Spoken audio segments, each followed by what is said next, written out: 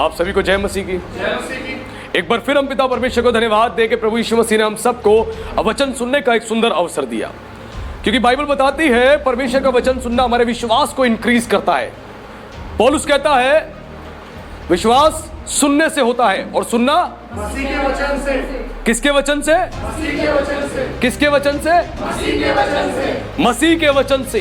आपका विश्वास जो परमेश्वर के प्रति इंक्रीज होगा वो मसीह के वचन से होगा। जब मसीह का वचन आप सुनते हो आपका विश्वास दिन प्रतिदिन इंक्रीज होता जाता है। और कहता है पौलुस धर्मी जन जो है विश्वास से जीवित रहेगा। जब विश्वास आपके भीतर होगा, विश्वास की आत्मा से परिपूर्ण हो जाओगे, विश्वास के वरदान से परिपूर्ण हो जाओगे, तो आप जीवित रहोगे। खुदा के कलाम पर आप विश्वास करोगे, खुदा के कलाम पे आप जीवन को जीना आरंभ कर दोगे, क्योंकि उसका वचन आपको जीवित रखेगा, उसका वचन आपको पूरी तौर से ट्रांसफॉर्म कर देगा। और आज जब आज का प्रचार आप सुनेंगे, मैं आप सबको एक बार फिर से चैलेंज करता हूं, आप सबकी स्पिरिचुअल लाइफ पूरी तौर से बदल जाएगी, पूरी तौर से ट्रांसफॉर्म हो जाएगी। और आप वचन सुनते सुनते ही चंगाइयों को प्राप्त कर लेंगे, आप छुटकारे को प्राप्त कर लेंगे, आप आशीषों को प्राप्त कर लेंगे। ऐसा परमेश्वर अद्भुत कार्य करेगा। और आज का जो प्रचार है एक ऐसे विषय पे है जिसके विषय में कलीसियाओं में बहुत सारी भ्रांतियां फैली हुई है, बहुत सारी गलत शिक्षाएं, बहुत सारी भ्रांतियां फैली हुई है मसीह लोगों के बीच में, कलीसियाओं में। और जिस विषय पर बहुत कम कलीसियाओं में प्रचार किया जाता है, और प्रचार किया जाता है तो परिपूर्ण ज्ञान और परिपूर्ण रूप से प्रचार नहीं किया जाता, इसलिए लोग उस विषय में गहराई से और अच्छे से समझ नहीं पाते हैं। और आज उसी विषय को हम जानने जा रहे हैं जो अद्भुत रीति से हर एक विश्वासी के जीवन के लिए बहुत ज्यादा महत्वपूर्ण है। जैसे प्रार्थना महत्वपूर्ण है, वैसे ये विषय बहुत अधिक महत्वपूर्ण है। और जब आप इसको जानोगे आपका जीवन पूरी तौर से बदलना आरंभ हो जाएगा। इसीलिए हर एक व्यक्ति सचेत होके आज के प्रचार को सुने, ताकि आत्मिक आशीषों को पूरी तौर से रिसीव कर पाए, आज को पूरी तौर से रिसीव कर पाए और आशीष का भागी हो जाए। तो आज के प्रचार का हम आधार बनाएंगे जो प्रभु यीशु मसीह ने एक अद्भुत बात बोली थी, उस बात को मत्ती रचित सुसमाचार अध्याय 6 पद 16 से हम 18 तक पढ़ेंगे। और जिसमें इस प्रकार प्रभु यीशु मसीह ने कहा था, जब तुम उपवास करो तो कपटियों के समान तुम्हारे मुंह पर उदासीना छाई रहे, क्योंकि वे अपना मुंह बनाए रहते हैं ताकि लोग उन्हें उपवासी जाने। मैं तुमसे सच कहता हूं कि वे अपना प्रतिफल पा चुके हैं। परंतु जब तू उपवास करे तो अपने सिर पर तेल मल और मुंह धो, ताकि लोग नहीं परंतु तेरा पिता जो गुप्त में तुझे देखता है उपवासी जाने। इस दशा में तेरा पिता जो गुप्त में देखता है तुझे प्रतिफल देगा। जब प्रभु यीशु मसीह ने इस बात को बोला था, इस बात को अद्भुत रीति से यीशु मसीह ने प्रकट किया था। ये साधारण शिक्षाएं नहीं है, ये अद्भुत शिक्षाएं हैं जिनको हम इजीली पढ़ के स्किप करके आगे चले जाते हैं। प्रभु यीशु मसीह ने बड़ी अद्भुत और गहरी बात यहां पर कही थी। आज आप उपवास के विषय में जानने जा रहे हो कि उपवास में कितनी अद्भुत सामर्थ्य है। आज उपवास के 5 ऐसे अद्भुत कार्यों के बारे में जानोगे जो आपके जीवन को अद्भुत रीति से बदलेगा। और जब प्रभु यीशु मसीह ने इस बात को बोला था, यह कोई साधारण बात नहीं थी। यीशु मसीह ने यहां पर जो बात बोली वो बड़ी अद्भुत थी। यीशु ने कहा कि जब तू उपवास करे तो ऐसा करना। ध्यान से सुने मेरी बात। यीशु ने कहा जब तू उपवास करे तो ऐसा करना। यीशु ने यह नहीं बोला यदि तू उपवास करे तो ऐसा करना, अगर तू उपवास करे तो ऐसा करना। यीशु ने नहीं बोला यदि तू उपवास करे तो ऐसा ऐसा करना, अगर तू उपवास करे तो ऐसा ऐसा करना। यीशु ने कहा जब तू उपवास करे, जब तू उपवास करे। उपवास कोई विकल्प नहीं है मसीहों के लिए, उपवास कोई विकल्प नहीं है मसीहों के लिए कि उपवास रखे चाहे ना रखे। उपवास विकल्प नहीं है, उपवास मसीह जीवन की मांग है जो हर एक विश्वासी को रखना ही रखना है और हर एक को रखना जरूरी है। इसलिए यीशु ने कहा जब तू उपवास रखे। ये नहीं बोला यदि तू उपवास रखे और अगर तू उपवास रखे। इस वचन को पढ़ के हम बड़े आसानी से स्किप करके आगे चले जाते हैं, लेकिन यहां प्रभु ने बताया कि जब तू उपवास रखे तो ऐसा ऐसा करना। और उपवास मसीह जीवन की एक मांग है, मसीह जीवन की एक जरूरत है। और उपवास के विषय में जब कलीसियाओं में प्रचार होता है तो मसीहों की आवाज तक नहीं निकलती। कोई इस वचन के प्रचार पे प्रेज द लॉर्ड तक नहीं बोलता, हालेलुया तक नहीं बोलता, क्योंकि उपवास रखना अधिकांश लोगों को पसंद ही नहीं है। उपवास रखना अधिकांश लोगों को पसंद ही नहीं है और उपवास रखना चाहते भी नहीं है। लेकिन यीशु ने कहा जब तू उपवास रखे तो ऐसा ऐसा करना। यानी उपवास कोई दूसरा विकल्प नहीं है कि हम रखे चाहे ना रखे, हमें रखना है और रखना ही है। यह मसीह जीवन की मांग है। एक मसीह विश्वासी के जीवन की प्रभु की ओर से मांग है कि उसको उपवास रखना ही रखना है। और उपवास के बारे में 5 ऐसी अद्भुत बातें आज आप जानेंगे जो आपके आत्मिक जीवन को भी, आपके भौतिक जीवन को भी बहुत ज्यादा आशीषित कर देगी और आपका जीवन पूरी तौर से बदल जाएगा। और पौलुस ने बड़ी अद्भुत बात बताई थी। पौलुस ने बड़ी एक अद्भुत बात बोली थी। पहला कुरिन्थियों अध्याय 9 उसके पद 27 में पौलुस ने इस प्रकार कहा, परंतु मैं अपनी देह को मारता, कूटता और वश में लाता हूं, ऐसा ना हो कि औरों को प्रचार करके मैं आप ही किसी रीति से निकम्मा ठहरूं। पौलुस ने एक बड़ी ही विचित्र बात को कुरिन्थ की कलीसिया के सामने रखा। बड़ी ही विचित्र बात। पौलुस अपनी देह के प्रति ऐसा व्यवहार क्यों दिखा रहा था? पौलुस अपनी देह के प्रति ऐसा एक बुरा व्यवहार क्यों दिखा रहा था? एक अजीब सा व्यवहार क्यों दिखा रहा था कि मैं अपनी देह को मारता और कूटता? अपनी देह को मारने और कूटने की बात क्यों कर रहा था? क्या पौलुस का देह पवित्र आत्मा का मंदिर नहीं है? तो पौलुस ऐसी अजीब सी बात क्यों कर रहा था? बड़ी विचित्र सी बात कि अपनी देह को मैं मारता हूं, मैं कूटता हूं और इसको वश में लेके आता हूं। क्या पौलुस का शरीर किसी और के वश में था? क्या पौलुस का शरीर किसी और के वश में था या पौलुस के शरीर को कोई और ऑपरेट कर रहा था? वो बोलता है मैं अपनी देह को मारता हूं, मैं कूटता हूं और इसे वश में लेके आता हूं। या पौलुस का शरीर जो प्रभु का एक महान सेवक था, जिसने बाइबल की अनेक पत्रियों को लिख दिया, जिसने अद्भुत रीति से सुसमाचार प्रचार यात्रा करी, जिसने इतनी सारी कलीसियाओं को एस्टैब्लिश कर दिया, जो प्रभु का एक बड़ा महान सेवक था, वो इस बात को कह रहा है। एक सॉलिड, एक प्रभावशाली लीडर इस बात को कह रहा है कि मैं अपनी देह को मारता और कूटता हूं। क्या यह देह पवित्र आत्मा का मंदिर नहीं है? तो पौलुस ऐसा क्यों कह रहा था?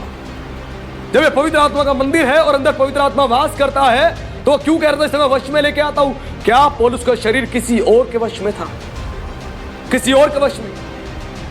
ये बड़ी ही विचित्र बात वो अपने बारे में बता रहा है, अपने शरीर के बारे में बता रहा है कि अपनी देह को मैं मारता हूं और कूटता हूं, इसको वश में लेके आता हूं और उसके बाद क्या करता हूं मैं? औरों को प्रचार करके मैं निकम्मा ना ठहरूं। यानी पौलुस यहां पे एक अद्भुत बात को प्रकट कर रहा था, एक बड़ी ही अद्भुत बात यहां प्रकट कर रहा था। वो अपने शरीर के प्रति एक बुरे व्यवहार को नहीं दिखा रहा था, वो स्पिरिचुअल रल्म में इस बात को कह रहा था, वो स्पिरिचुअल टर्म में इस बात को कह रहा था, जिसको हमें समझना पड़ेगा और समझने के लिए स्पिरिचुअल टर्म की बातों को गहराई से जानना पड़ेगा। तभी हम इस बात को जानेंगे, तभी हम समझेंगे। जो कह रहा है मैं अपनी देह को मारता हूं और कूटता हूं और इसे वश में लेके आता हूं, ऐसा ना हो कि औरों को प्रचार करके मैं खुद ही किसी रीति से निकम्मा ठहरूं। आज वो अपने शरीर के विषय में कुछ अलग ही बात बता रहा है, लेकिन पौलुस ऐसा क्यों कह रहा था? क्योंकि रोम की कलीसिया के सामने इस बात को उसने प्रकट किया था। अद्भुत रीति से इस बात को पौलुस ने प्रकट किया था रोम की कलीसिया के सामने।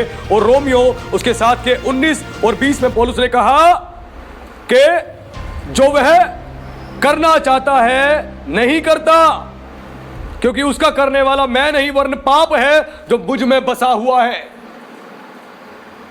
पौलुस ने कहा जो मैं करना चाहता हूं वह मैं नहीं करता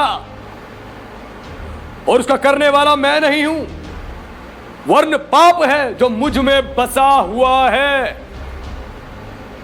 इसीलिए वो अपनी देह को मार रहा था, कूट रहा था और इसको वश में लेके आ रहा था कि मैं औरों को प्रचार करके खुद ही निकम्मा ना ठहरूं। पौलुस यहां पर अपने मन का हाल प्रकट कर रहा था।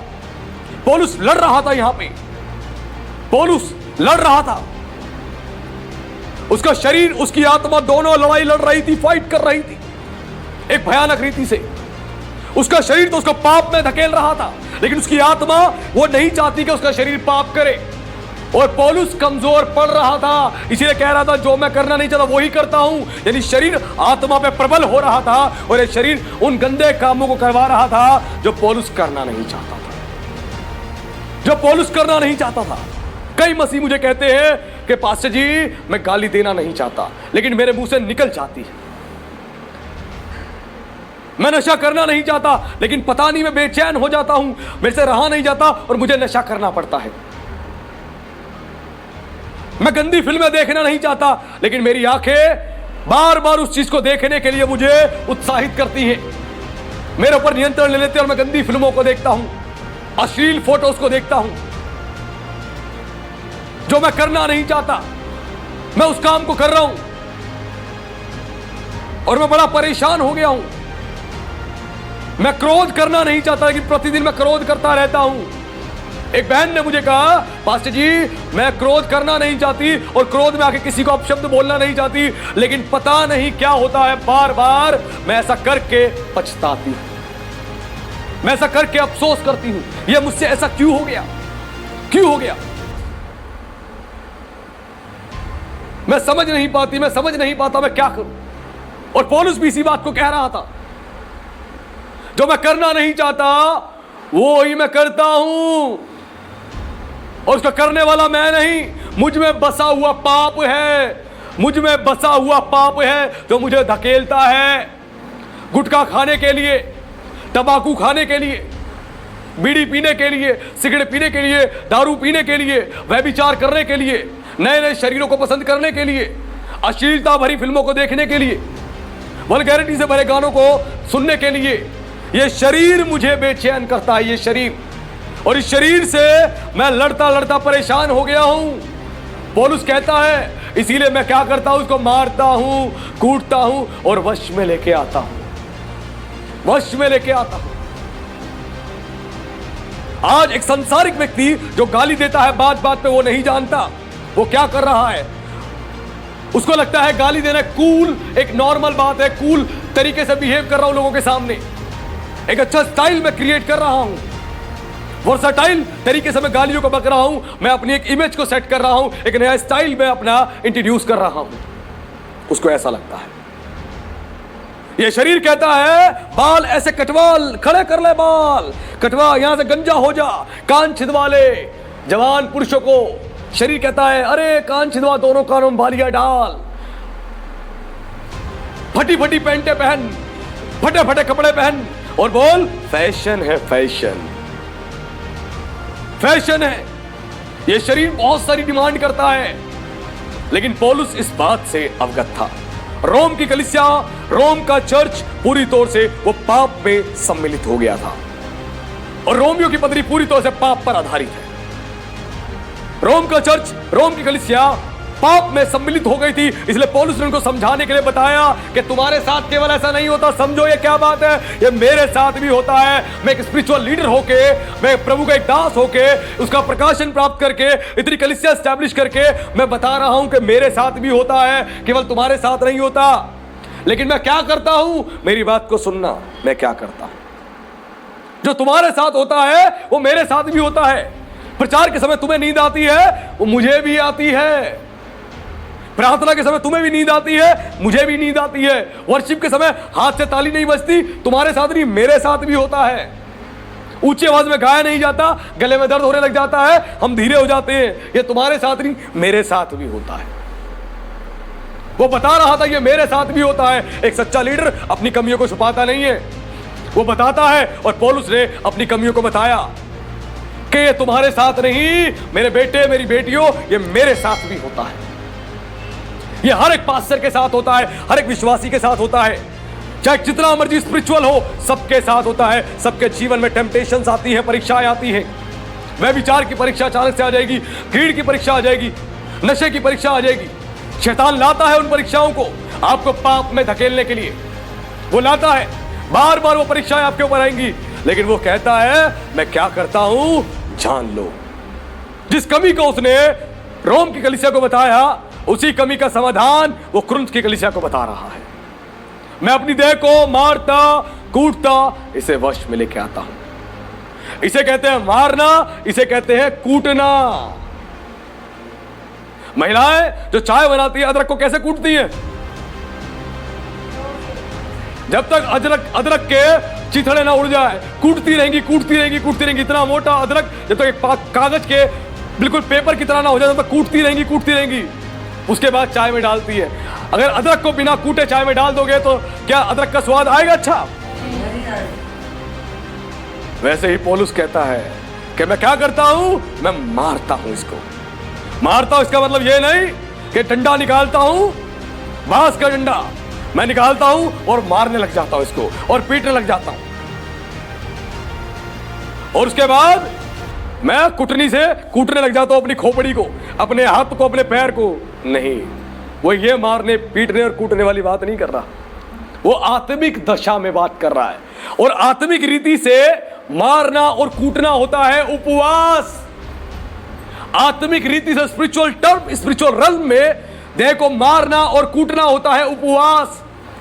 इसीलिए यीशु ने कहा जब तू उपवास करे तो ऐसा ऐसा करना। ये नहीं बोला यदि तू उपवास करे तो ऐसा ऐसा करना। उपवास हर एक मसीह व्यक्ति को करना है, क्योंकि उसके जीवन के लिए यह परमेश्वर की ओर से मांग है, यह मांग है। और उपवास आपको पाप से छुड़ाता है। अगर आपने भोजन खाया है, आपने भोजन खा लिया, आप खा पी के तंदुरुस्त हो गए, आप भोजन सुबह खा लिया, शाम खा लिया, दोपहर खा लिया, रात खा लिया, आपने भोजन खा लिया।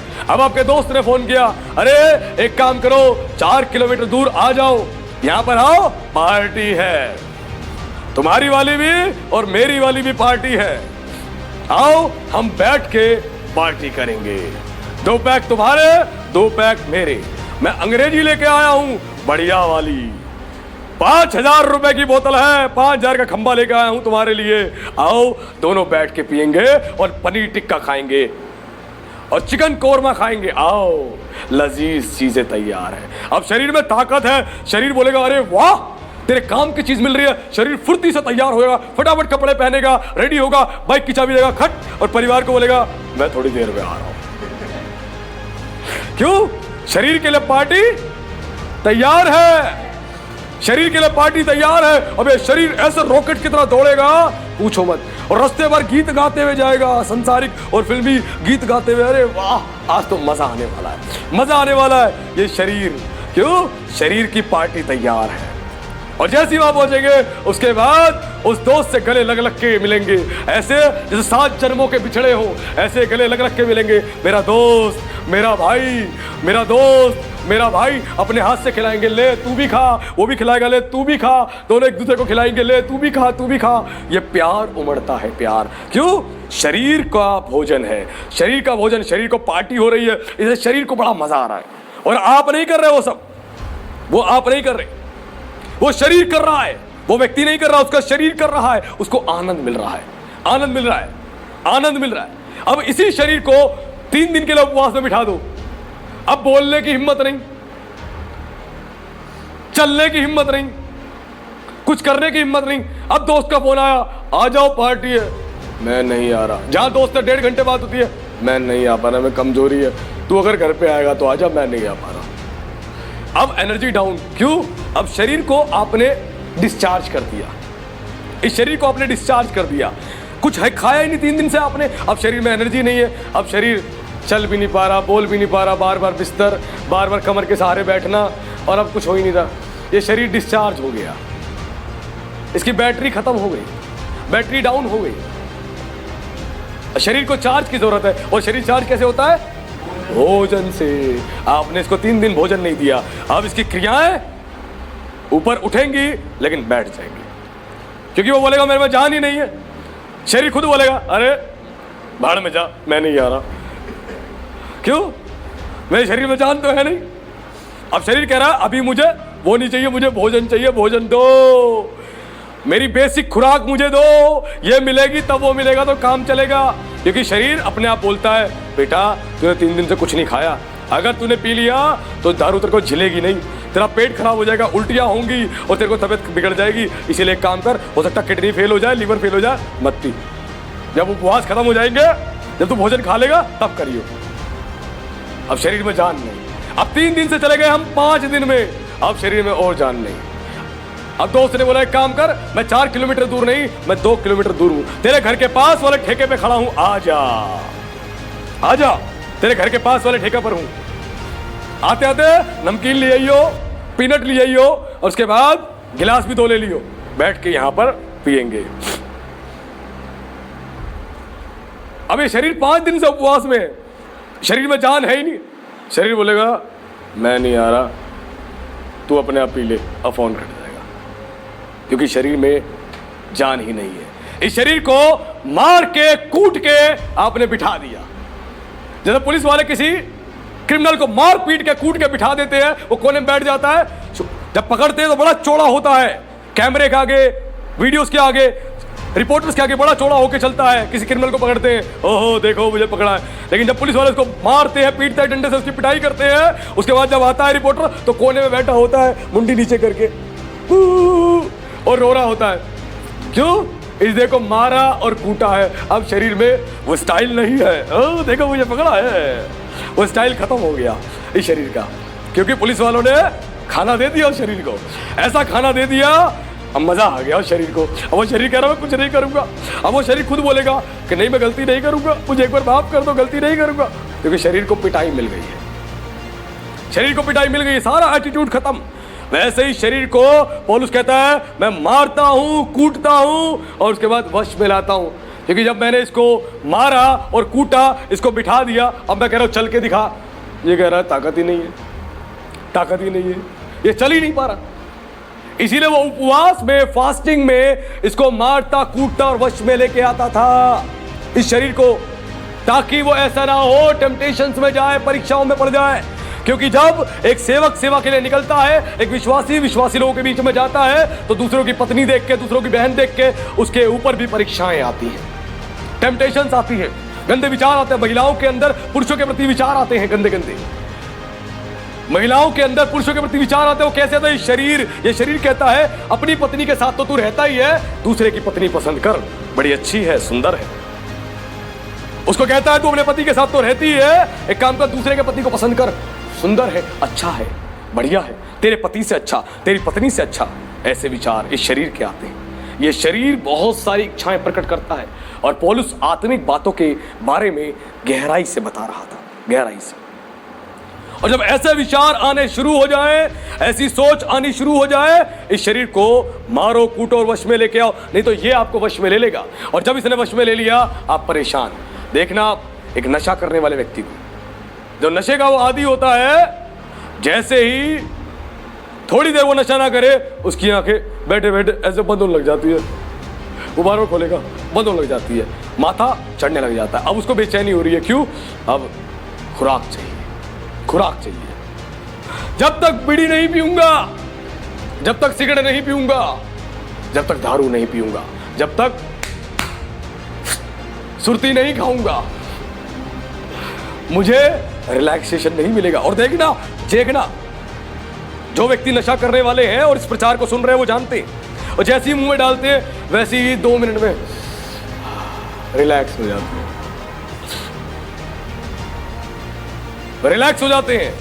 मैंने नशा नहीं किया, लेकिन नशेड़ियों के बीच में बहुत रहा हूं मैं, मसीह नशेड़ियों के बीच में भी, और मैंने देखा है उनके जीवन को कैसे कैसे रिलैक्स होते हैं। मैं सबकी एक्टिविटीज नोट करता रहता हूं शुरू से, और मैं प्रचार में उन तमाम बातों को प्रकट करता हूं ताकि लोग सीखें। और 16 साल के मसीह जीवन में और 10 साल की सेवकाई में मैंने अनेक लोग ऐसे देखे हैं, इतने बेचैन होते हैं, बेचैन। ये बेचैनी होती है, वो शरीर उनको कंट्रोल में ले लेता है, कंट्रोल में, और वो कहते हैं कि हमसे ये पाप और जो गुनाह हो रहा है ये साधारण बात है। साधारण नहीं, पौलुस कहता है इसका करने वाला मैं नहीं हूं, मैं तो मसीह की व्यवस्था से खुश रहता हूं, मसीह की व्यवस्था से मेरा मन, मेरी आत्मा खुश रहती है, लेकिन मेरे शरीर में अलग ही व्यवस्था दिखाई दे रही है, और ये व्यवस्था तो मसीह की नहीं किसी और की है। शरीर में जो व्यवस्था दिखाई दे रही है मसीह की नहीं किसी और की है। मेरा शरीर सारे ऊट पटांग और गंदे काम कर रहा है, शरीर गंदे गंदे काम कर रहा है, गंदे गंदे काम, ये शरीर। इसीलिए पौलुस कहता है मैं अपने आप को मारता, कूटता और वश में लेके आता हूं, ताकि औरों को प्रचार करके मैं निकम्मा ना ठहरूं, अपने बच्चों को शिक्षा देके मैं बच्चों के सामने खुद दारू पीने वाला ना ठहरूं, मैं बीड़ी पीने वाला ना ठहरूं, तंबाकू खाने वाला ना ठहरूं, सिगरेट पीने वाला ना ठहरूं। मैं बच्चों को तो शिक्षा दे रहा हूं अच्छी अच्छी, लेकिन खुद मैं पाप का सेवन कर रहा हूं। कई पिता ऐसे ही होते हैं, बच्चों को इतना ज्ञान प्रकट करेंगे, इतना ज्ञान प्रकट करेंगे नेक्स्ट लेवल का, जैसे वो चर्च के पास्टर बनकर तैयार होकर खड़े हो जाते हैं, ऐसे पूरा प्रचार करना आरंभ कर देते हैं, लेकिन खुद उस प्रचार के बाद अपनी दारू की बोतल ढक कर नहीं खोलते हैं और 2 पैक बनाते हैं, बीड़ी निकालते हैं, सिगरेट निकालते हैं और पीते हैं। रिलैक्स हो गए, अच्छा लग रहा है, और ज्ञान नेक्स्ट लेवल का प्रकट करते हैं, नेक्स्ट लेवल का। और वो पिता कभी नहीं कहेगा अपने बेटे को, ले बेटा तू भी 2 पैक लगा। क्यों? उसको पता है गंदी चीज है, शराब अच्छी चीज नहीं। वो कभी नहीं बोलेगा अपने बेटे को, लेकिन खुद पिएगा।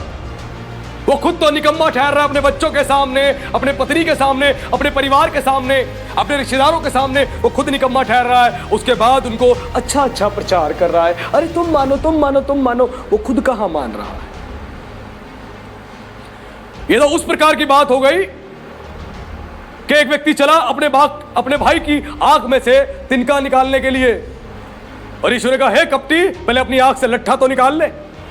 तू तिनका निकालने चला है, तिनका तो इतना सा है, लट्ठा इतना बड़ा है जो घुसा हुआ है, तो उसको निकालने चला है। पहले तिनका निकालने से पहले अपनी आंख का लट्ठा निकाल ले। यानी खुद पाप में डूबे हैं और दूसरों को शिक्षा दे रहे, पाप मत करो, गंदी बात होती है पाप करना, दारू मत पियो, गाली मत दो, दोनों इज्जत से बात करो, तीनों इज्जत से बात करो, सब लोग इज्जत से बात करो।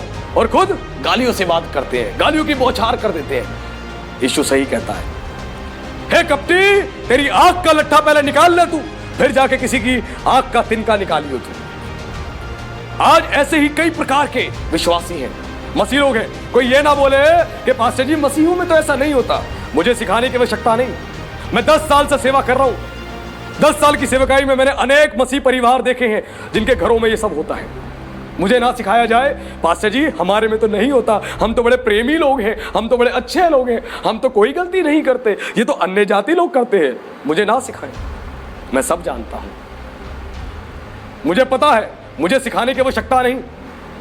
इसीलिए पौलुस कह रहा है कि तुम में बसा हुआ जो पाप है वो तुमसे करवा रहा है, तुम नहीं कर रहे, तुम नहीं कर रहे, तुम में बसा हुआ पाप है। और ये पाप क्या है?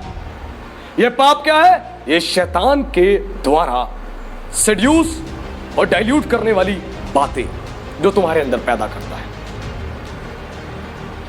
और आदम ने खाने के द्वारा इस प्रभुता को खो दिया। खाने के द्वारा जो परमेश्वर ने आदम को बनाया, पूरी पृथ्वी के ऊपर उसको पूरी पृथ्वी पर अधिकार दिया था आदम को।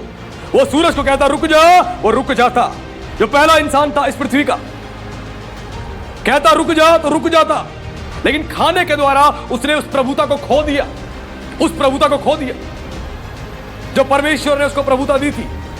खाने के द्वारा, भोजन के द्वारा कई बार आप परमेश्वर की प्रभुता को खो देते हैं, क्योंकि यह भोजन आपको पाप में धकेलता है। कई बार यह भोजन आपको पाप में धकेलता है। जब तक आप उपवास में नहीं रहोगे, आप अपनी देह को वश में नहीं लेके आ पाओगे। तो जवान कहते हैं पास्टर जी हमारे अंदर सेक्सुअल बातें आती हैं, सेक्सुअलिटी वाली बातें आती है, हम बेचैन हो जाते हैं, हम परेशान हो जाते हैं। हम क्या करें? बेटा उपवास करो, उपवास करो, प्रार्थना करो, उपवास करो और प्रार्थना करो। जितना उपवास प्रार्थना में रहोगे उतना तुम डिसिप्लिन में रहोगे, कंट्रोल में रहोगे।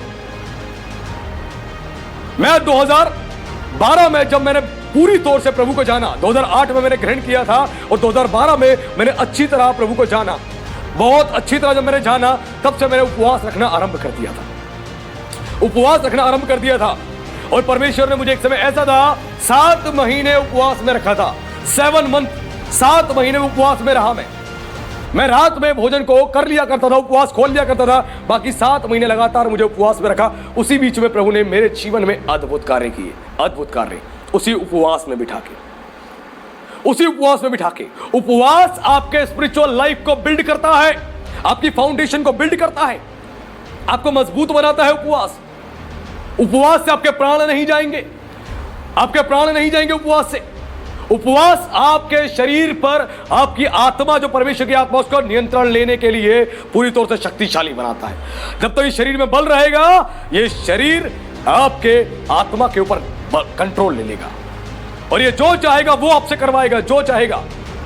और इससे बाहर निकलने के लिए आपको उपवास में बैठना जरूरी है, उपवास में बैठना जरूरी है। मेरे जीवन में कभी भी कोई परीक्षा आती है, मैं सीधा उपवास में बैठ जाता हूं। मैं 2012 से इस काम को कर रहा हूं और साल में 365 दिन होते हैं और 365 दिनों में कम से कम मैं 170 दिन, 180 दिन उपवास में रहता हूं, 2012 से लेकर आज तक। और मैं आपके सामने भला चंगा हूं, स्वस्थ हूं। जो कहते हैं हमारे प्राण निकल जाएंगे पास्टर जी, हम उपवास नहीं रख पाते, कई लोग मुझे कहते पास्टर जी 1 घंटे 2 घंटे उपवास रख सकते हैं, उसके बाद नहीं। कई तो ऐसे विश्वासी थे, इतने यूनिक विश्वासी जो ढूंढने से पूरे पृथ्वी पर नहीं मिलेंगे। वो कहते थे मुझे, बड़ी यूनिक बात आप सुन के हंसेंगे, वो कहते थे पास्टर जी हम उपवास पता कैसे रखते हैं। मैंने कहा कैसे? कह रहे वैसे दिन में तो रखा जाता नहीं, रात में खाना खा लेते हैं और कहते हैं प्रभु यीशु होते वो उपवास में जा रहे हैं, उसके बाद आमीन, और रात को सो जाते हैं और सुबह उठ के फिर से प्रार्थना करते प्रभु हम उपवास खोलने जा रहे हैं, और कोलगेट करके नाश्ता कर लेते थे। ऐसे यूनिक किस्म के विश्वासी, यूनिक किस्म के, सोचिए ऐसे ऐसे उपवास रखते हैं। उपवास के अर्थ तक नहीं पता लोगों के, उपवास कैसे रखा जाता है, सोचिए। इसीलिए ईश्वर का जब तू उपवास रखे तो ऐसा ऐसा ऐसा करना। उपवास जब तू रखे, इसलिए पौलुस अपनी देह को मारता कूटता और वश में लेके आता है ताकि औरों को प्रचार करके निकम्मा ना ठहरे। ऐसा ना हो कि जब यीशु मसीह आए इस पृथ्वी पर अपने लोगों को लेने के लिए, तब उस समय बहुत से लोग आके कहेंगे कि प्रभु तेरे नाम से तो मैंने भविष्यवाणियां करी, तेरे नाम से मैंने सामर्थ्य काम किए, तेरे नाम से मैंने चंगाइयां की। यीशु कहेगा हे कुकर्म करने वालों, मैं तुम्हें नहीं जानता, मेरे सामने से दूर हो जाओ। ऐसा यीशु किसके विषय में कहेगा? जो पाप भी करते रहे, पाप में भी जीवन बिताते रहे, थोड़ा शैतान का प्याला भी, थोड़ा प्रभु का प्याला भी, दोनों प्यालों से पीते रहे। कोई नहीं देख रहा तो शैतान का प्याला, कोई देख रहा है तो अरे प्रभु का प्याला। अरे वाह, बहुत अच्छे लोग हैं हम लोग तो, बहुत अच्छे, बहुत आत्मिक लोग हैं। कई लोगों को देखा होगा आपने, बहुत मीठा बोलते हैं, बहुत मीठा। मुझे कई बार लगता है इनको डायबिटीज तो नहीं, जितना मीठा बोलते हैं, बहुत मीठा, बहुत मीठा, बहुत मीठा। अगर मेरी कोई बहुत अधिक तारीफ करता है, मैं सहन ही नहीं कर पाता, मेरे से सुना ही नहीं जाता, मेरे से सुना ही नहीं जाता। बहुत अधिक कोई मेरी तारीफ करे, प्रशंसा करे, मेरे को अच्छा लगता ही नहीं जाता। लेकिन कई लोग ऐसे होते तारीफ के भूखे प्यासे होते हैं। जैसे कोई व्यक्ति होता ना, हंगरी डॉग, खाने का भूखा प्यासा होता है, मिल जाए, वैसे ही कोई लोग होते हैं जो सिर्फ तारीफ के भूखे प्यासे होते हैं। तारीफ मिलेगी तो अच्छी बात है, नहीं मिलेगी मुझे तो कोई तारीफ करता ही नहीं, तारीफ करता ही नहीं।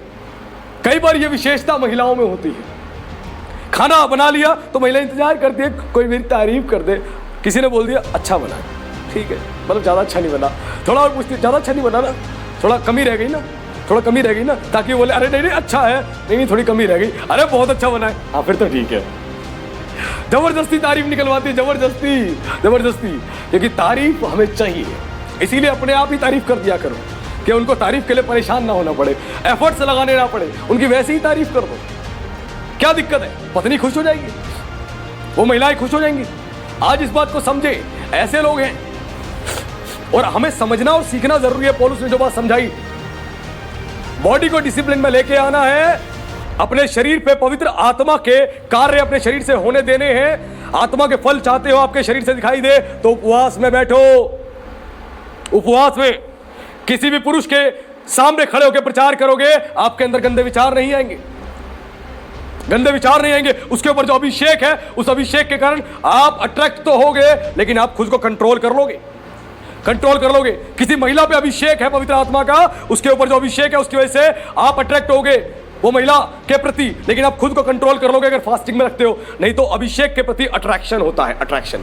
जैसे कोई परफ्यूम लगाता है ना, परफ्यूम, जब कोई परफ्यूम लगा के हमारे सामने आता है और एक बिना परफ्यूम वाला, एक के तो पसीने की बदबू आ रही है, कोई बगल में आया और कह रहा और पसीने की बदबू, हम नाक पे हाथ रख लेते हैं, और एक परफ्यूम लगा के आया, अरे खुशबू आ रही है, अच्छा परफ्यूम लगाया क्या, अट्रैक्शन। वैसे ही पवित्र आत्मा का जब अभिषेक होता है, आप में से खुशबू बहती है। इसलिए पौलुस कहता है हम में, हमारे द्वारा मसीह की सुसमाचार की सुगंध जगत में परमेश्वर फैलाता है, सुगंध फैलाता है।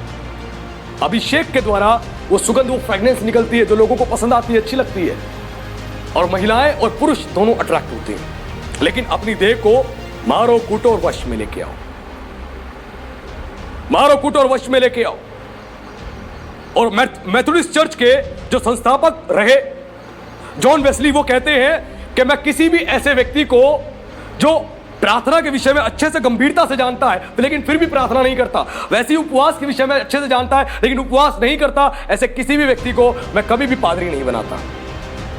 जॉन वेस्ली, जिन्होंने मेथोडिस्ट चर्च की स्थापना करी थी, वो बताते हैं वो कहते हैं मैं कभी भी ऐसे व्यक्ति को जो उपवास में जीवन को नहीं जीता है, मैं कभी भी ऐसे व्यक्ति को पादरी मैंने नहीं बनाया और ना मैं बनाता हूं,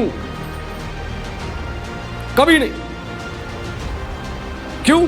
क्योंकि उसके ऊपर कभी भी टेम्पटेशन आ जाएगा। वो किसी जवान बहन के घर में निकला प्रचार करने के लिए, उसका पति नहीं है, उसके ऊपर शैतानी शक्तियां कब्जा ले लेंगी और वो व्यभिचार में पड़ जाएगा, पाप में गिर जाएगा और अपनी सेवकाई को खत्म कर लेगा। और वो सेवक जिस मिनिस्ट्री में असिस्टेंट पास्टर बन के सेवा कर रहा है, उसकी मिनिस्ट्री को बदनाम भी करेगा और उस महिला के जीवन को खराब भी कर देगा। इसीलिए फास्टिंग में जो रहते हैं पास्टर्स, जो विश्वासी, उन्हीं को मैं पास्टर्स बना के अपॉइंट करता हूं। जॉन वेस्ली इस बात को कहते हैं। इसीलिए पौलुस कहता है अपनी देह को मारो, कूटो और इसे वश में लेके आओ। वश में लेके आओ।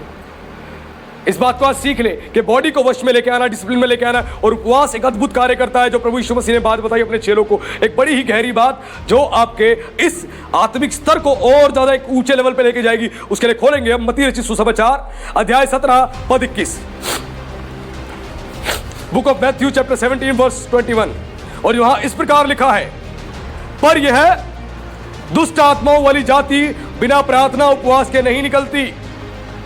प्रभु यीशु मसीह ने कहा, ध्यान से सुनना, प्रभु यीशु मसीह ने कहा, पर यह दुष्ट आत्माओं वाली जाति बिना प्रार्थना और उपवास के नहीं निकलती। ना तुम्हारे भीतर से निकलेगी और ना किसी के अंदर से निकलेगी। बिना प्रार्थना और उपवास के यह जाति नहीं जाती। जैसे एक मनुष्य जाति है इस पृथ्वी पर, वैसे ही आत्मिक संसार में एक और जाति पाई जाती है, ये दुष्ट आत्माएं वाली जाति। और ये दुष्ट आत्माओं वाली जाति इस पृथ्वी पर 6000 सालों से है, 6000 सालों से।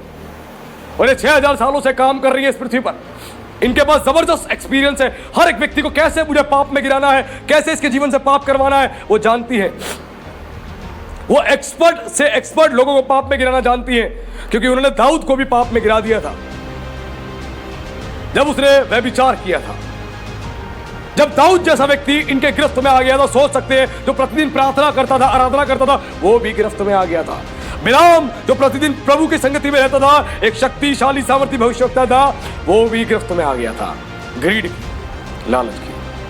आप सोच सकते हैं, ये दुष्ट आत्माएं, ये प्राचीन दुष्ट आत्माएं 6000 सालों से काम कर रही हैं और ये पूरे विश्व में काम कर रही हैं। आप जुआ नहीं खेलते, आपसे खिलवाया जाता है। आप नशा नहीं करते, आपसे करवाया जाता है। आप व्यभिचार नहीं करते, आपसे करवाया जाता है। और करने से पहले आप बेचैन हो जाते हो और करने के बाद आप रिलैक्स हो जाते हो। आप देखना, करने से पहले बेचैन, हलचल होती है अजीब सी, और करने के बाद आप रिलैक्स हो जाते हो। क्यों? क्योंकि ये दुष्ट आत्माएं पूरी तौर से पूरा प्रेशर लगा देती है, पूरी शक्ति का अपना इस्तेमाल करती है ताकि आपसे जल्दी से जल्दी ये पाप करवा दे और आप परमेश्वर की दृष्टि में दोषी ठहरें। क्योंकि ये चाहते हैं कि परमेश्वर का श्राप हर एक व्यक्ति के जीवन पे आए। परमेश्वर का श्राप जो परमेश्वर ने दिया था, वो श्राप हर एक व्यक्ति के जीवन पे आए, बीमारियां आए, परमेश्वर का दंड आए। और जैसे हम नरक में डाले जाएंगे अंत के समय में, जब दुनिया का अंत होगा, हमें परमेश्वर न्याय के समय जब नरक में डालेगा, तो ये भी हमारे साथ नरक में रहे, हमारे साथ हमारा दिल बहलाए, दिल बहलाए हमारा।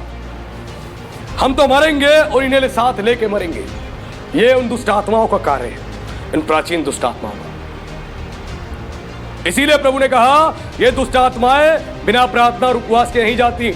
आपके जीवन में अगर कोई दुष्ट आत्माएं काम कर रही हैं, फास्टिंग में बैठ जाओ, बैठो फास्टिंग में, करो प्रेयर। आपके ऊपर जिन पाप की शक्तियों का प्रभाव है, शैतानी आत्माओं का प्रभाव है, वो सारी शक्तियां टूटेंगी, वो सारी शक्तियां टूटेंगी और आपके शरीर को छोड़ कर जाएंगी। आपकी बॉडी में बहुत सारी लेयर्स होती है, कम से कम 10 लेयर होती है, और एक के बाद दूसरे, तीसरे, चौथे, 5वें, 8वें और 10वें लेयर तक घुस जाती है ये चीजें।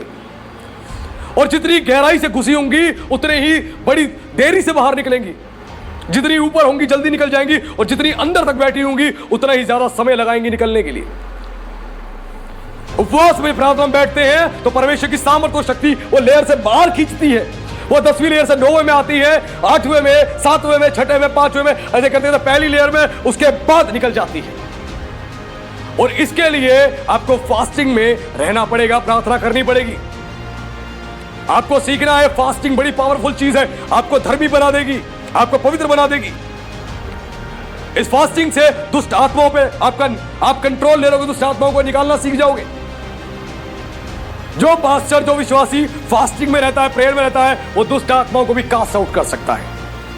हालेलुया। और दुष्ट आत्माओं को लोगों के घर से, लोगों के जीवन से निकाल सकता है, और दुष्ट आत्मा उसकी बात सुनेंगी और मानेंगी, क्योंकि प्रार्थना और उपवास में है। प्रार्थना, उपवास और विश्वास में भरा हुआ है। ये तीन चीजों का कॉम्बिनेशन है, फेथ, प्रेयर एंड फास्टिंग। जब तीनों का कॉम्बिनेशन काम करता है तो पावरफुली काम होता है, अद्भुत रीति से काम होता है। वैसे ही फास्टिंग आपको दुष्ट आत्माओं पे और पाप पर, दोनों पर जयवंत बनाती है। जो पहली चीज आप सीख रहे हैं, फास्टिंग आपको दुष्ट आत्माओं पे और पाप के ऊपर जयवंत बनाती है, जयवंत बनाती है। आपकी पत्नी आपको गाली दे रही होगी, आपके अंदर गुस्सा आएगा कि इसको मैं मारूं और पीटूं, लेकिन आप कंट्रोल कर लोगे, कंट्रोल कर लोगे। क्यों? क्योंकि आपकी देह पर पवित्र आत्मा का नियंत्रण है, वो आपको कंट्रोल कर रही है, कंट्रोल कर रही है। पवित्र आत्मा आपको कंट्रोल कर रहा है, वो पाप से आपको बचा रहा है। वो दुष्ट आत्मा आपको कंट्रोल करना चाहती है ताकि आप गलती करो, लेकिन पवित्र आत्मा कंट्रोल कर लेगा। आपका पति आपको गाली बक रहा होगा, आपको गुस्सा आएगा, आपका मन करेगा कुकर उठा के इसके सर पे मार दूं।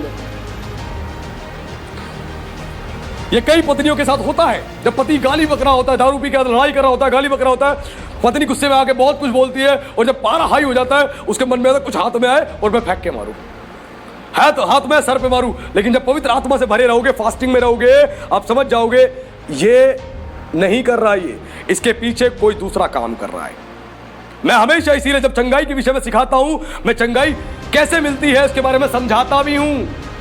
जब चंगाइयों के लिए प्रार्थना करता हूं, उससे पहले समझाता भी हूं चंगाई कैसे मिलती है। मैं उसकी जड़ों तक जाता हूं, रूट्स तक जाता हूं, ताकि मैं समझाऊं कि ये बीमारियां कैसे आपके जीवन में आई हैं और बीमारियां किन किन कारणों से आती हैं। मैं हमेशा रूट्स पे, जड़ पे जाके हमेशा मैं काम करता हूं। मैं एक ऐसा सेवक हूं ताकि लोग सीखें और जानें। केवल चंगाई से छुटकारा नहीं, चंगाई से छुटकारा तो प्रार्थना करी मिल जाएगी आपको, लेकिन फिर बीमार हो जाओगे। लेकिन जब आपको पता रहेगा आप किस वजह से बीमार हुए हो, अगली बार आप अलर्ट हो जाओगे, वो गलती नहीं करोगे, वो गलती बिल्कुल भी नहीं करोगे। आज इस बात को सीख ले कि क्या करना है। दुष्ट आत्माओं पर, पाप पे जयवंत होना है। फास्टिंग, फास्टिंग में बैठे दुष्ट आत्माएं आपका कुछ नहीं बिगाड़ पाएंगी। फास्टिंग करे, प्रेयर करे, ध्यान रखना, फास्टिंग प्रेयर करे। अब फास्टिंग करनी है तो फास्टिंग कैसे करनी है? जब फास्टिंग करे तो फास्टिंग में अपने आप को परमेश्वर की संगति में रखें। अब ये नहीं फास्टिंग मैंने कर ली, मैं चला गया अपने काम पे, पूरे दिन मैं अपने काम में लगा हुआ हूं, मैं बाइबल नहीं पढ़ी, प्रार्थना नहीं करी, और उसके बाद शाम को घर पे आके प्रार्थना करके फास्टिंग खोल ली। इसको फास्टिंग नहीं, इसको डाइटिंग कहते हैं। क्या कहते हैं इसको? डाइटिंग। इसको फास्टिंग नहीं कहते, इसको डाइटिंग कहते हैं। डाइटिंग, डाइटिंग करने का फायदा ही नहीं है, वजन ही हल्का होगा। उसको फास्टिंग का नाम मत दो। बहुत सारे मसीह लोग क्या करते हैं, सुबह अगर देखा 10 बजे तक खाना नहीं खाया, अरे खाना तो खाया ही नहीं, एक काम करो फास्टिंग रख लेते हैं। प्रभु यीशु मसीह मैं 2 बजे तक फास्टिंग रखने जा रहा हूं, मुझे आशीष देना, आमीन। ये फास्टिंग नहीं, इसको डाइटिंग कहते हैं। डाइटिंग, डाइटिंग नहीं करनी, फास्टिंग करनी है। फास्टिंग, फास्टिंग करना सीखे, डाइटिंग नहीं। जब फास्टिंग करोगे तो खुदा आपको ब्लेस करेगा, लेकिन फास्टिंग में आपको प्रार्थना करनी है, फास्टिंग में आपको परमेश्वर की आराधना करनी है, फास्टिंग में वचन को सीखना है, अपने जीवन को समर्पित करना है। ये फास्टिंग है। फास्टिंग रख के चले गए पिकनिक पे घूमने के लिए, यहाँ वहाँ सब जगह घूम के आ गए, और शाम को कह रहे अरे आज तो उपवास में था, पता है आपको, खाना दे देना थोड़ा सा। और उसके बाद बढ़िया बढ़िया खाना बनाया और खाया, मजा आ गया, अब मैंने फास्ट खोल लिया अपना, और हम कह रहे फास्टिंग में। अरे फास्टिंग नहीं, कितने मसीह कितने सालों से फास्टिंग नहीं कर रहे, डाइटिंग कर रहे। डाइटिंग, डाइटिंग, फास्टिंग नहीं, ये डाइटिंग कर रहे हैं। परमेश्वर ऐसे किसी भी फास्टिंग को एक्सेप्ट नहीं करता है। इसीलिए यहां पर हमें बताया गया कि दुष्ट आत्माओं पे, इन पे नियंत्रण लेना है और कंट्रोल करना है इन लोगों को, और निकालना है, और पाप पर जयवंत होना है। तो उपवास में बैठो, उपवास में बैठोगे तो इनसे छुटकारा मिलेगा, वरना नहीं। दूसरी बात, उपवास लोगों के जीवन को बचा लेती है। पहली चीज तो हमने जानी कि उपवास यानी फास्टिंग आपको दुष्ट आत्माओं पे और पाप पर जयवंत बनाती है। दूसरी बात, उपवास लोगों के जीवन को बचा लेती है। जीवन, उपवास लोगों के जीवन को बचा लेगी। जब नीनवे के लोगों ने जाना, जब योना ने प्रचार किया और परमेश्वर के सामने नीनवे शहर पूरी तौर से पाप में लिप्त था, और उसकी जो पाप था वो स्वर्ग तक परमेश्वर के सामने पहुंच गया, तो परमेश्वर ने योना को कहा जा और प्रचार कर, मैं नीनवे को मैं 40 दिन में पलट दूंगा। और नीनवे दिखाई भी नहीं देगा कहां था, और जब योना ने प्रचार किया, प्रचार के बाद क्या हुआ, नीनवे के लोगों ने योना की बात को गंभीरता से ले लिया। जब प्रतिदिन दारू पी रहे हैं, प्रतिदिन व्यभिचार कर रहे हैं, होमोसेक्सुअल बने हुए हैं, पुरुष पुरुष के साथ, स्त्री स्त्री के साथ, पुरुष जानवर के साथ, होमोसेक्सुअल बने हुए हैं, गंदगी में पड़े हुए हैं, पाप में जा रहे हैं, ऐसा हो गया था नीनवे। जब परमेश्वर किसी नगर को नष्ट करने की बात करता है तो उसके पीछे कारण होता है होमोसेक्सुअल होना। जब मनुष्य होमोसेक्सुअल हो जाता है, यानी पुरुष पुरुष के साथ और स्त्री स्त्री के साथ और पुरुष जानवर के साथ जब वो संबंध बनाने का प्रयास करता है और इस प्रकार का जीवन जीता है, तो परमेश्वर सबसे ज्यादा नफरत से भर जाता है, सबसे ज्यादा नफरत से, और भयंकर भयंकर विपत्तियां परमेश्वर भेजता है। और सदोम अमोरा में यही पाप था। आज विश्व में यही पाप बहुत तेजी से पॉपुलर हो चुका है और कई देश की गवर्नमेंट ने होमोसेक्सुअलिटी को पूरी तरह से ग्रांटेड कर दिया है, परमिशन दे दी है, लॉ पास कर दी है कि सब एक दूसरे से शादी कर सकते हो, महिला महिला से, पुरुष पुरुष से। होमोसेक्सुअल तरीके से इन चीजों को प्रमोट किया जा रहा है और ये शैतान का एक बहुत खतरनाक एजेंडा है। आज जवानों को पाप में धकेला जा रहा है, ऐसी फिल्में बनाई जा रही हैं।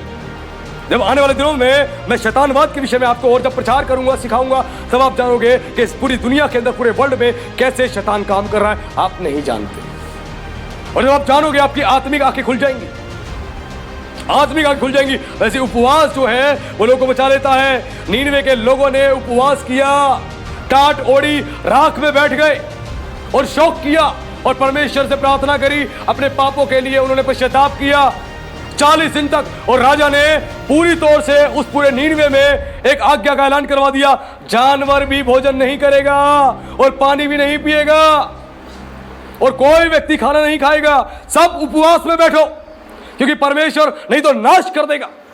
और सब डर के मारे भयभीत होके 40 दिन उपवास किया, मन से दीन हुए, नम्र हुए, और उसके बाद इनके उपवास के कारण परमेश्वर ने अपने मन को बदल दिया। परमेश्वर ने अपने मन को बदल दिया और नीनवे को छोड़ दिया, उसका नाश नहीं किया। हालेलुया। उपवास लोगों के जीवन को बचा लेता है। वैसे जब रानी एस्तर ने सुना कि मेरे यहूदी लोगों को मारा जा रहा है, जान से इनको नष्ट किया जा रहा है, आज्ञा पत्र निकल चुका है, जैसी रानी एस्तर ने सुना, सुनते ही वो 3 दिन और 3 रात के उपवास में बैठ गई। वो समझ गई कि परमेश्वर ने मुझे किस लिए और किस दिन के लिए रानी बना के नियुक्त किया है। वो जान गई अपने उद्देश्य को और सीधा वो 3 दिन और 3 रात के लिए उपवास बैठ गई। किसके लिए? अपने लोगों के लिए, अपने लोगों के लिए। आज अपनी कलीसिया के लोगों के लिए उपवास रखें, रखें उनके लिए उपवास, मांगे उनके लिए, प्रार्थनाएं करें प्रभु से, उनके जीवन में बरकत मांगे, चंगाई मांगे, छुटकारा मांगे। प्रभु क्यों नहीं देगा, क्यों नहीं देगा। इसी प्रकार रानी एस्तर ने 3 दिन और 3 रात का उपवास रखा, 3 दिन और 3 रात का उपवास, और कुछ नहीं खाया पिया, और अपने यहूदी लोगों को बोला तुम भी उपवास रखो। और इसने इसी दशा में राजा के सामने गई, क्योंकि राजाओं के सामने रानी पहले के समय तैयार होके, सज धज के, अच्छी हेल्थ के साथ आया करती थी, क्योंकि उन राजाओं पे बहुत सारी रानियां हुआ करती थी। अगर वो खराब हुलिये में और अच्छी नहीं दिख रही आती थी तो राजा का क्रोध का सामना करना पड़ता था। उसने बोला मैं ऐसी ही दशा में उसके सामने जाऊंगी। जब कोई 3 दिन ना खाए, 3 दिन 3 रात ना खाए, उसके शरीर में कमजोरी आ जाएगी, उसकी चेहरे की वो संसारिक रंगत खत्म हो जाएगी। और उसने 3 दिन 3 रात प्रभु कह के दुहाई दी, प्रार्थना करी और परमेश्वर से सामर्थ प्रदान करी, सामर्थ ली परमेश्वर से। और जब परमेश्वर ने सामर्थ प्रदान करी, उसके बाद जाके उसने राजा से बात कही, और उसके बाद परमेश्वर ने रानी एस्तर के द्वारा शैतान को पराजित कर दिया। उपवास के द्वारा जीवन बचा लिया परमेश्वर ने। उपवास के द्वारा, उपवास लोगों के जीवन को बचा लेता है। उपवास, ध्यान रखना, ये उपवास जीवन बचा लेता है। आज किसी के जीवन में समस्या है, बीमारी है, परेशानी है, उपवास करें, प्रार्थना करें, परमेश्वर आपके त्याग को देख के उनका जीवन को बदल देगा। तुम्हारे त्याग को देख के उनका जीवन को बदल देगा, तुम्हारे त्याग को देख के। आज इस बात को सीखे कि उपवास लोगों के जीवन को बचा लेता है। जीवन को मरता हुआ व्यक्ति बच जाता है जब वो उपवास करता है, प्रार्थना करता है, परमेश्वर का दीन होता है, पापों से पश्चाताप करता है, तो परमेश्वर उस पर अनुग्रह करता है, अनुग्रह करता है, उसका जीवन बचा लेता है। ये उपवास में इतनी अद्भुत सामर्थ है। ये साधारण बातें नहीं है, ये साधारण चीजें नहीं है, ये मजाक नहीं है। और इसी प्रकार एक लंबी अवधि के उपवास के लिए क्या किया जाता है, एक लंबी अवधि का उपवास हम कैसे रखें।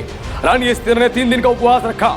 हम 1 दिन का उपवास, 2 दिन का उपवास रख सकते हैं, लेकिन लंबी अवधि का उपवास कैसे रखा जाता है। आज बहुत से लोग सवाल करते हैं और पूछते हैं, पास्टर जी हम भी रखना चाहते हैं लंबे समय का उपवास, लेकिन हम कैसे रखें, हमसे रखा जाता ही नहीं है, कैसे रखें?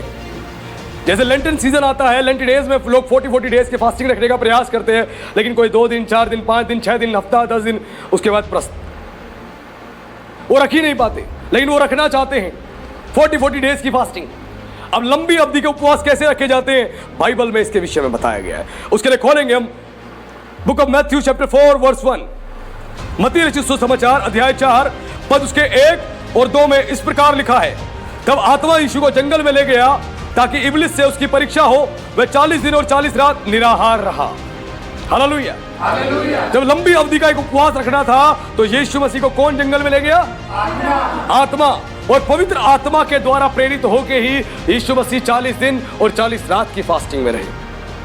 40 दिन और 40 रात यीशु मसीह ने कुछ नहीं खाया, क्योंकि पवित्र आत्मा ने उनको प्रेरित किया, पवित्र आत्मा ने उनको अगुवाई करी। और यीशु ने अपनी सेवकाई को आरंभ करने से पहले 40 दिन और 40 रात वो फास्टिंग में रहे, अपनी सेवा शुरू करने से पहले, सेवा शुरू करने से पहले। इसीलिए बहुत सारे सेवक आपने देखे होंगे, वो अपनी सेवकाई में लंबे लंबे समय उपवास में रहते हैं, उपवास में रहते हैं, ताकि परमेश्वर के अद्भुत आत्मा और सामर्थ्य से भरे जाएं और फास्टिंग में रहे। और वैसे ही यीशु मसीह अपनी सेवकाई को आरंभ करने से पहले 40 दिन उपवास में रहे, 40 दिन और 40 रात, वो भी पवित्र आत्मा की अगुवाई से। यानी एक लंबी अवधि का उपवास आप पवित्र आत्मा की अगुवाई से ही केवल रखें, केवल पवित्र आत्मा की अगुवाई से।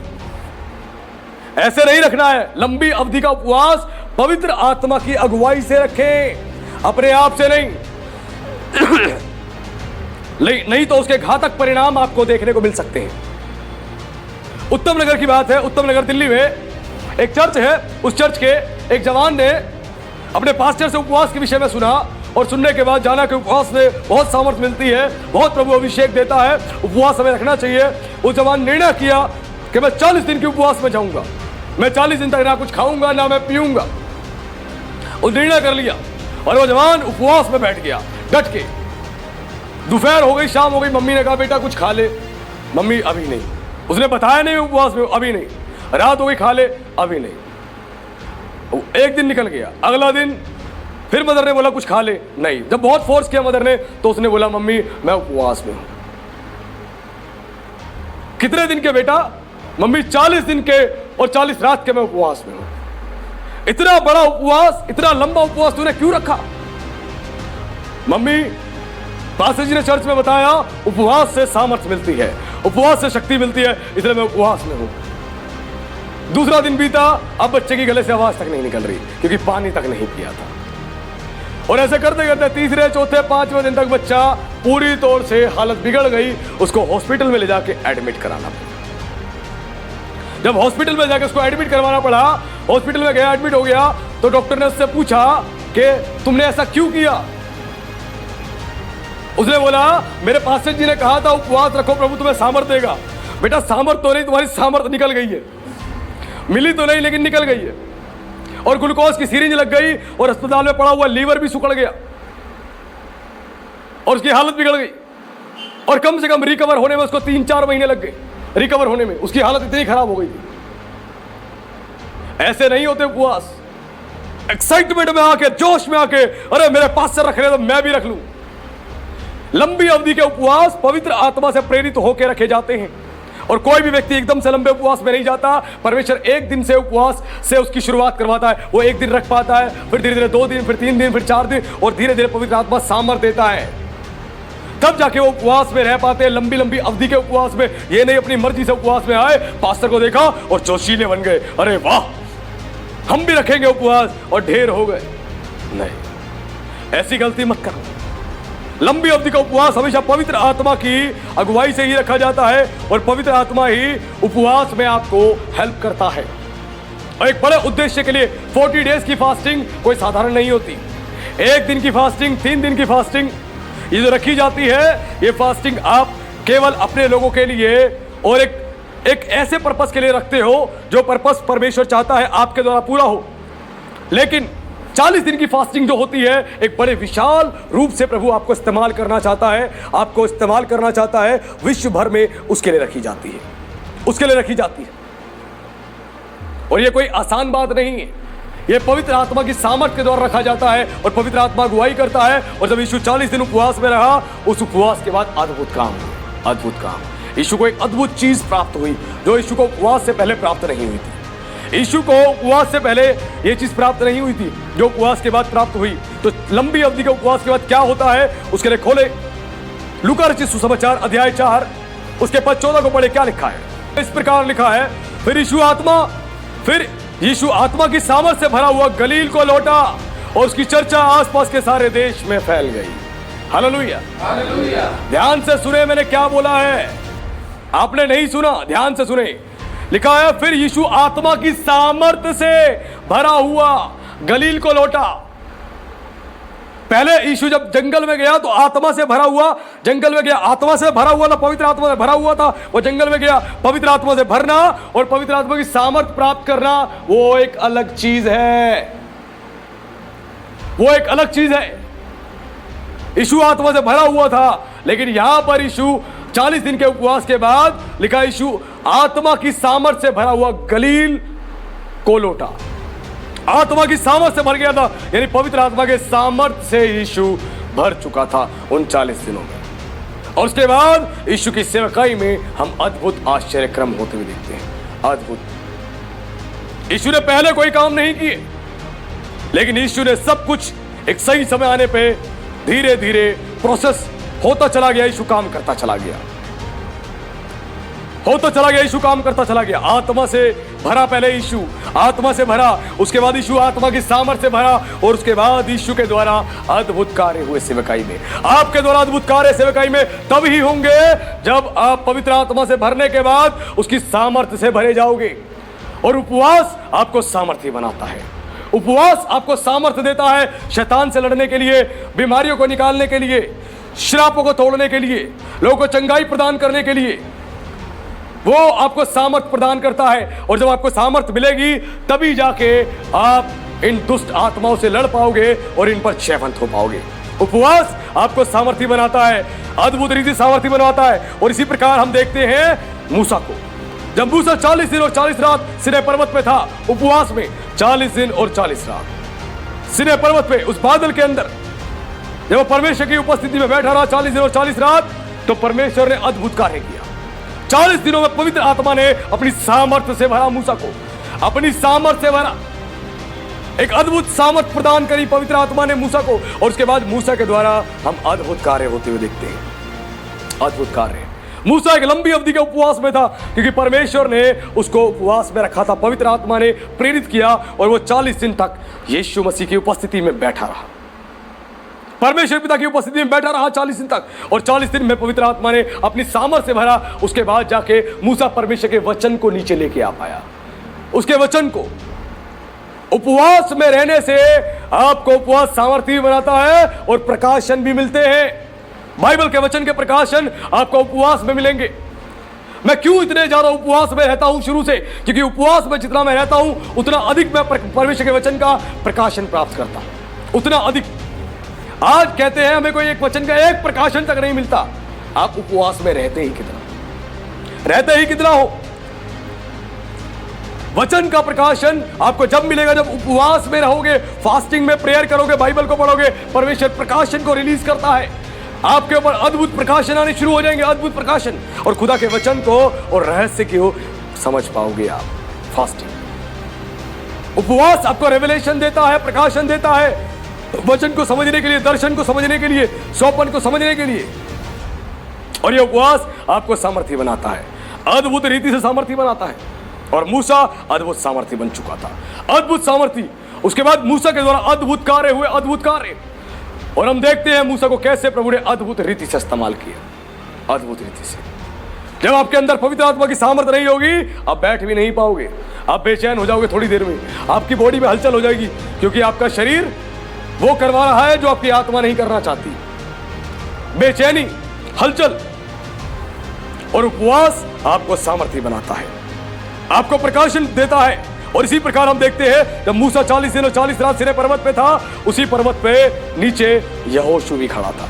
मूसा अकेला नहीं गया था, यहोशू को साथ में लेके गया था। चलो हम जाते हैं और जब तक हम वापस ना आए तुम सब यहां पर ध्यान रखना। और जब मूसा ऊपर था, यहोशू उसी पर्वत पे नीचे था 40 दिन और 40 रात। बाइबल में केवल 4 ही व्यक्ति हैं जो 40 दिन और 40 रात के उपवास में रहे। यीशु के बाद मूसा, उसके बाद यहोशू था जो 40 दिन और 40 रात रहा, और ये वहां पर इंतजार करता रहा मूसा का। और ये मूसा का दास था, सेवक था, उसका सेवक 40 दिन तक इंतजार करता रहा। और बाद में परमेश्वर ने उसको वहीं सिनै पर्वत पे उसको तैयार किया था, यहोशू को। मूसा के बाद अगली जिम्मेदारी, अगली कमांड परमेश्वर ने यहोशू के हाथ में सौंप दी। जब मूसा को कहा तू कनान देश में नहीं जाएगा, वही यहोशू जो है इजराइलियों को कनान देश में लेकर गया और इजराइलियों की अगुवाई करी। एक अच्छा लीडर बनने के लिए पवित्र आत्मा आपको उपवास में रहने की मांग करता है कि आप फास्टिंग में रहो। एक अच्छा लीडर बनने के लिए आप सामर्थ से भरे जाओ, आप अभिषेक से भरे जाओ। और यहोशू तैयार हुआ, उसके बाद जाके वो इजराइलियों की अगुवाई कर पाया। और यहोशू के द्वारा एक ऐसा अद्भुत काम हुआ जो पूरे विश्व में और जितने भविष्यवक्ता थे किसी के द्वारा ऐसा नहीं हुआ। मूसा के द्वारा भी वो काम नहीं हुआ। जब युद्ध चल रहा था इजराइलियों का और अन्य लोगों का युद्ध चल रहा था, युद्ध के बीच में यहोशू ने आदेश दिया सूरज को थम जा, और पूरे 1 दिन तक सूरज थमा रहा। पूरे 1 दिन तक, वो 1 दिन तक हिला नहीं, 1 दिन तक थमा रहा, रोशनी बनी रही और वो युद्ध को लड़ता रहा। परमेश्वर ने यहोशू को इतना सामर्थी बना दिया। उपवास आपके जीवन को बदल देती है, आपके जीवन को पूरी तौर से। और यहोशू का जीवन इतना सामर्थी हो गया था। और उसी यहोशू ने फिर यरदन नदी में उसने पानी को एक भाग कर दिया था। एक तरफ से पानी एक दीवार होकर उठ गया। यहोशू को प्रभु ने इतनी सामर्थ प्रदान करी, इतनी सामर्थ। मूसा ने लाल समुद्र को 2 भाग किया, इसने तो यरदन नदी को एक भाग कर दिया और पानी दीवार के समान उठ गया और सूखी जमीन और ये निकल गए। हालेलुया। उपवास आपको इतना सामर्थी बनाता है कि आपके द्वारा अद्भुत काम होने आरंभ हो जाएंगे। अद्भुत काम आपकी सेवकाई में, आपके जीवन में, आपकी कलीसिया में, आपके परिवार में, अद्भुत काम। फास्टिंग बहुत ज्यादा इंपॉर्टेंट रोल प्ले करता है एक मसीह विश्वासी के जीवन में। और उपवास ने इनका जीवन बदल दिया। और इसी उपवास ने चौथे व्यक्ति का जीवन बदला, एलिया। एलिया वो 40 दिन और 40 रात उपवास में रहा। रानी इजेबेल के डर से जंगल में भाग गया और जंगल में भाग गया। और उसके बाद परमेश्वर से भूखा प्यासा रहने की वजह से कह रहा मुझे तू मार दे, मुझे तू मेरे जान को निकाल ले, मेरे प्राण को निकाल ले, मुझे मार दे परमेश्वर। रानी इजेबेल से भागा भागा, डरा डरा घूम रहा था। ध्यान से सुनना, अभी उपवास क्या करने जा रहा है। रानी इजेबेल से डरा डरा भागा भागा जंगल में घूम रहा था एलिया, और परमेश्वर से जीवन की मांग कर रहा था। एक स्वर्गदूत आया, उसे रोटी दी और पानी दिया और बोला खा, लंबी यात्रा तुझे करनी है। उसने खाया, खाते ही उसके अंदर बल आया। उसके बाद वो 40 दिन उपवास में रहा और 40 रात, 40 दिन और 40 रात उपवास में रहा। और जब वो 40 दिन और 40 रात उपवास में रहा, फिर क्या हुआ? परमेश्वर ने उसको अद्भुत दर्शन दिखाया अपना। उसको पर्वत पे परमेश्वर ने अपना दर्शन दिखाया। एक बवंडर आया, उस बवंडर में भी यहोवा नहीं था। अग्नि दिखाई दी, उस अग्नि में भी यहोवा नहीं था। एक भूकंप आया, उस भूकंप में भी यहोवा नहीं था। उसके बाद आवाज आई, एलिया एलिया, उसमें यहोवा था। ऐसा महान परमेश्वर, ऐसा महान परमेश्वर। उपवास आपको परमेश्वर के दर्शन को दिलाता है। जब फास्टिंग में बैठते हो, आप परमेश्वर के दर्शन को प्राप्त करते हो। आप स्वर्ग के नजारे को देखते हो, स्वर्ग का प्रतिबिंब देखते हो, स्वर्ग की शैडो देखते हो, स्वर्ग को देखते हो और स्वर्ग में एंटर हो जाते हो आत्मिक दशा में।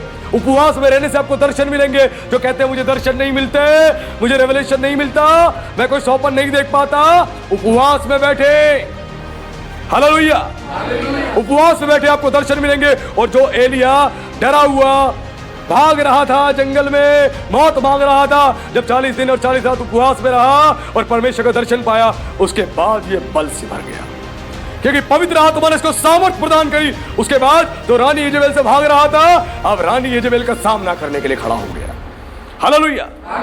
फास्टिंग आपको शैतान का सामना करने के लिए खड़ा कर देती है। फास्टिंग आपको शैतान का सामना करने के लिए खड़ा कर देती है, आपको सामर्थ प्रदान करती है। और रानी इजेबेल का इसे डट के सामना किया।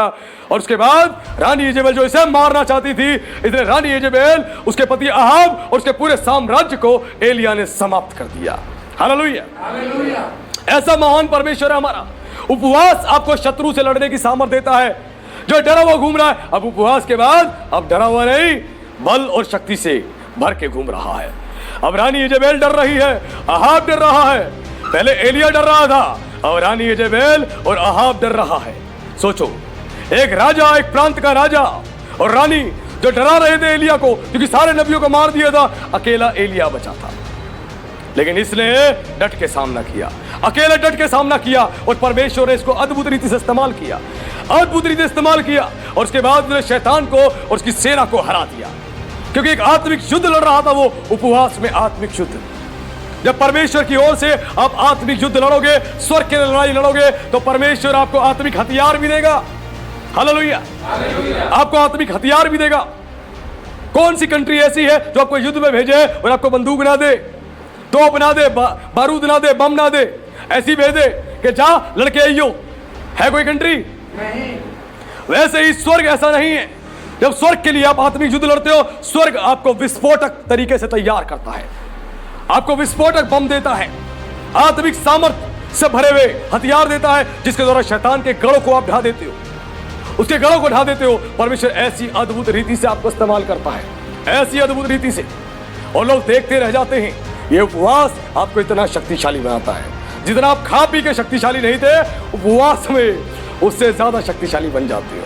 हालेलुया, ये हमारा महान परमेश्वर है जो अद्भुत कार्य करता है। और ये उपवास पूरी तौर से जीवन को बदल के रख देता है, पूरी तौर से। और इसी उपवास में एक अद्भुत बात और प्रकट होती है, अद्भुत बात। उपवास में आपको ऐसी बातें पता लगेंगी जो आप सोचते रहेंगे। उपवास प्रार्थनाओं का उत्तर लेके आता है, उपवास प्रार्थनाओं का उत्तर लेके आता है। और एक जगह पे अद्भुत रीति से परमेश्वर ने उपवास के द्वारा प्रार्थनाओं का उत्तर प्रदान किया। उसके लिए खोलेंगे हम लोग प्रेरितों की पुस्तक अध्याय 13 उसके पद 2 और 3 को।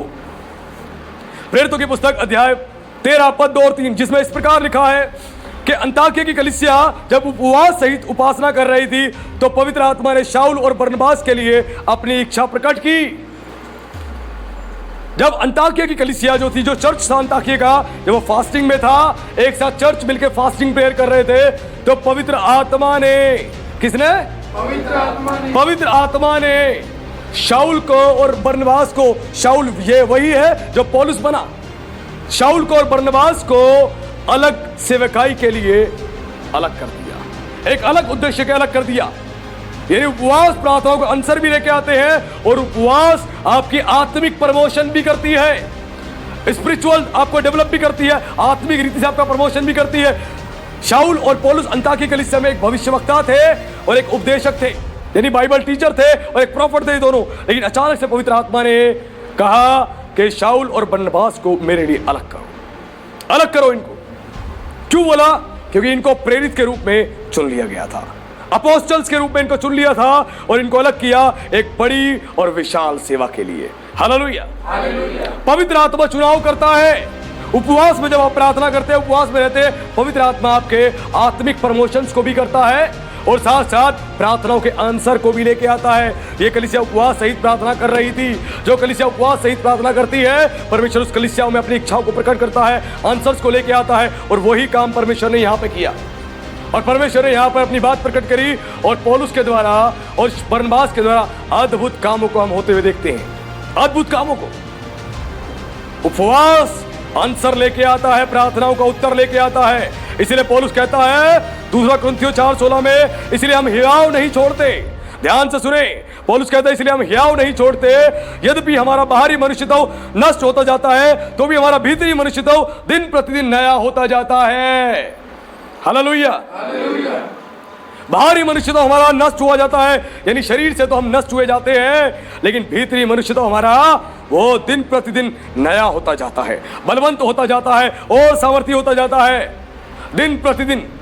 क्योंकि बाहरी शरीर तो हमारा नष्ट हो रहा है, नष्ट हो रहा है कलेश में, तकलीफ में, उपवास में, लेकिन हमारा भीतरी मनुष्य तो दिन प्रतिदिन नया होता जा रहा है। उपवास आपको दिन प्रतिदिन नया बनाता है, दिन प्रतिदिन नया बनाता है, आपके जीवन को बदल के रख देता है।